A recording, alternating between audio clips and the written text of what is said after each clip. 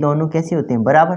तो अगर हम इतनी भुजा की बात करें, इतने ट्राइंगल की, तो ये तो D2 है, लेकिन जो ये है ये D1 का हाफ है। क्लियर ना? कितना है? D1 का हाफ।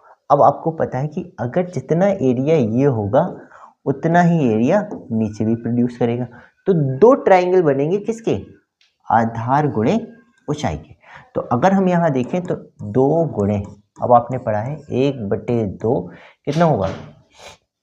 D1 into D2। तो ये हो जाएगा D2 गुणे हाइट कितनी है? D1/2। 2 से 2 खत्म, एरिया आपको निकल आएगा 1/2 D1 इंटू D2। तो बहुत इजी आप लोगों को रोम्बस का एरिया पता है, 1/2 आधार गुणे ऊंचाई। ऐसा तब है जब हमें विकर्ण के मान देगा या हमें एक विकर्ण भुजाओं के मान देगा। अब मान लो सपोज उसने हमें विकर्ण का मान ही नहीं दे रहा, ठीक है, आपको भुजा दे दी, ठीक है, और हमसे कह रहा है कि सम्मुख भुजा पर डाले गए लंब की लंबाई h दी गई है, ठीक है। तो आपने पढ़ा है कि एरिया क्या होता है? आधार गुणे ऊंचाई। तो अगर हम कहें आधार क्या है?